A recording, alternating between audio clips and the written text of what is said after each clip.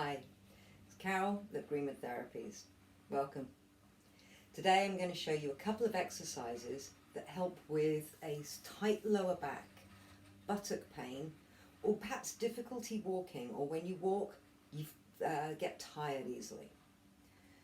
Lower back is very much connected to the whole hip girdle, so the hips and the tops of the legs, as well as your back and to a certain extent your belly. What I'm going to focus on is a couple of really simple, pretty much before you get out of bed and once you get back into it at night, bed exercises. I love them because they're easy. So I'm actually on a perfect bed. It's my massage couch. If your bed's really soft and squidgy, you may find that this is not quite so effective. If you can get onto the floor, it may be preferable for some of these exercises because you can get more of a release if your bed is super soft. If getting onto the floor is not a good idea, just do what you can on the squidgy bed. It's going to be better than nothing. Now, with all of my exercises, we work within comfort. We may go and meet discomfort and just say, okay, well, this is comfortable, oh, there's discomfort, and we drop back into comfort. We don't go through discomfort into pain at all. If you're working gently and slowly and within comfort, and you don't have any structural or medical condition that contraindicates exercising and moving, then working within comfort means that you're not risking injuries. So please, slow and within comfort, as with all of my exercises. So, there are a couple of exercises here. I'm just thinking which one to do first. I think we'll do front of the thigh. So, I've got a little cushion. Mine's a beanbag cushion, but you can use a pillow. Anything that can go really quite flat. If you're super fit and flexible, by all means try one of these. I consider myself to be quite flexible. I tried it on this. Yeah, I couldn't do it. So, let's stick to simple. Cushion or a pillow, or you can even use kind of a folded up towel that just gives you a little bit of lift. So, what I'm going to do, I'm lying on my front and I'm putting this just above my knee, just on one leg, and then onto my tummy. That's a little bit high, and I'm making sure that my hips are level. I can feel a similar sized gap. It should ideally be the same, but a similar sized little gap between my hip bones and the bed. And what I'm then going to do is just lift up my leg. Now, what you may well find when you're doing this is your hip wants to lift off. This is not helpful. We need to try and keep this hip down. So bringing your leg up. Now, if you can grab your foot, that's great. Keeping your hip down and you bring your foot in. You will feel a stretch in the front of your thigh. You may feel stretches elsewhere. Remember, always work in comfort. I'm finding a lot of people are only getting up to this height and it's enough, and that is fine. What we're doing is we're going to discomfort, dropping back to comfort. We'll then wait, feel the release and try again. Now, if you can't reach your foot, you can either use one of these wonderful Dynaband rubber band fitness things, and you can bring your foot in like this. A nice advantage of this is that you can really concentrate more on keeping this hip down rather than allowing it to lift up. It also means that you can experiment with taking your foot out one side and seeing if the stretch moves, or over to the other side. Because the front of the thigh has numerous muscles, it's beneficial if we can release all of them off. Now, if you don't have one of these, drop that off there, you can use a towel.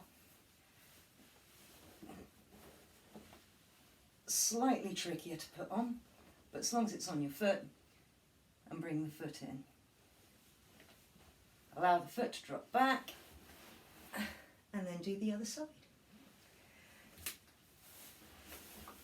So we've now prevented too much tightness at the front, holding things tight at the back. Because if something is too tight here, it's going to be too stretched here. If it's too tight here, it's going to be too stretched here. And if they're both tight, you're just going to be in pain and discomfort and unable to move freely.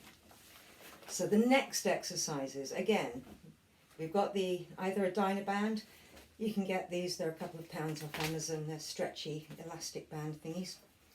Or just a towel that you can roll up and make a band from.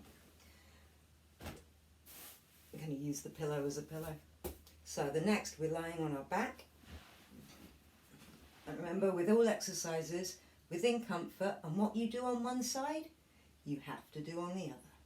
So we're lying comfortably in bed, just woken up. Oh, fabulous sleep. How was yours?